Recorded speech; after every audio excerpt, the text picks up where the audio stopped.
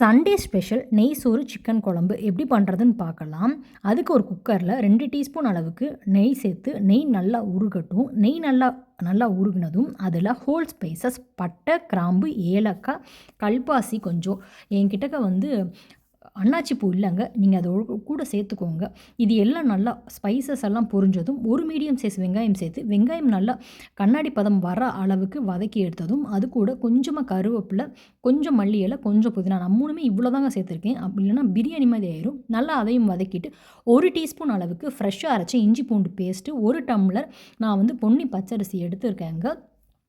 அதையும் இதோட சேர்த்துட்டு தேவையான அளவு உப்பு சேர்த்து 1 டம்ளருக்கு நான் வந்து 2 டம்ளர் அளவுக்கு தண்ணி சேர்த்துக்கிறேங்க.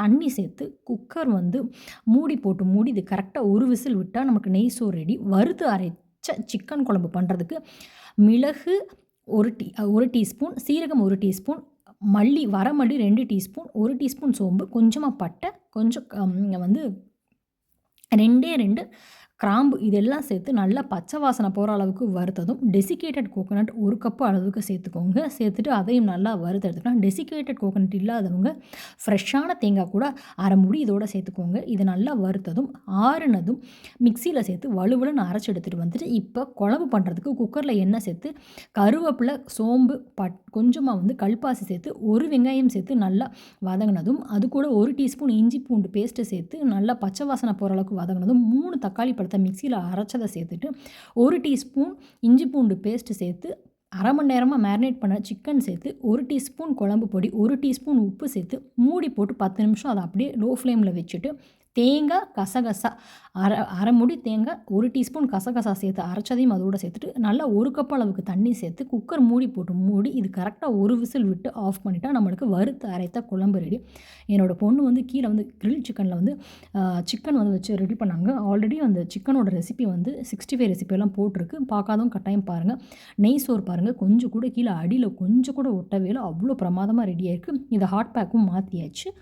சிக்கன் குழம்பு வறுத்தரைச்ச சிக்கன் குழம்பும் அவ்வளோ ஒரு பிரமாதமாக வீடே மணக்க தயாராக இருக்குங்க. கீழே வந்து அரை மணி நேரத்துக்கு முன்னாடி ஊற வச்ச சிக்கன் எல்லாத்தையும் 180 டிகிரியில் 10 மினிட்ஸ் திருப்பி விட்டு எடுத்த அந்த சிக்கன் பார்த்திங்கன்னா அவ்வளோ சூப்பராக எங்களுக்கு ரெடி பண்ணி கொடுத்துருந்தாங்க. நல்லா ரெடி பண்ணியிருந்தாங்க. அவ்வளோ டேஸ்ட்டாக இருந்தது. இதோட ரெசிபி வேணும் அப்படின்னா கீழே கமெண்ட் செக்ஷனில் சொல்லுங்கள். கட்டாயம் இதை வந்து ரெசிபி வந்து உங்களுக்கு நான் கூட ஷேர் பண்ணிக்கிறேன். இதுதான் நம்ம வீட்டில் வந்து சண்டே ஸ்பெஷல். இந்த சிக்கன் குழம்பையும் இந்த நெய் சோறையும் ட்ரை பண்ண மறக்காதீங்க. நிறைய ரெசிபி சேனல் இருக்குது. அதையும் பார்த்துட்டு எப்படி இருந்துச்சுன்னு சொல்லுங்கள். நம்ம சேனலை சப்ஸ்கிரைப் பண்ண எல்லாத்துக்கும் ரொம்ப ரொம்ப நன்றிங்க. இந்த சிக்கனுக்கு வந்து வெறும் மிளகாய்த்தூள், மஞ்சத்தூள், மல்லித்தூள், லெமன் ஜூஸ், கார்ன்ஃப்ளவர் மாவு, அரிசி மாவு, உப்பு இது எல்லாத்தையும் கலந்து நல்லா 2 மணி நேரம் ஊற வச்சுட்டு கீழே அவனில் வச்சு எடுத்தேங்க. இதுக்கு பதிலாக நீங்கள் வந்து ஷாலோ ஃப்ரையும் பண்ணி எடுக்கலாம்.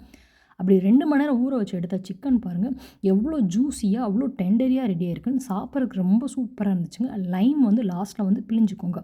இதே போல் இன்னொரு வீடியோலையும் பார்க்கலாம். அது வரைக்கும் நன்றி, வணக்கம், டாட்டா, பாய்.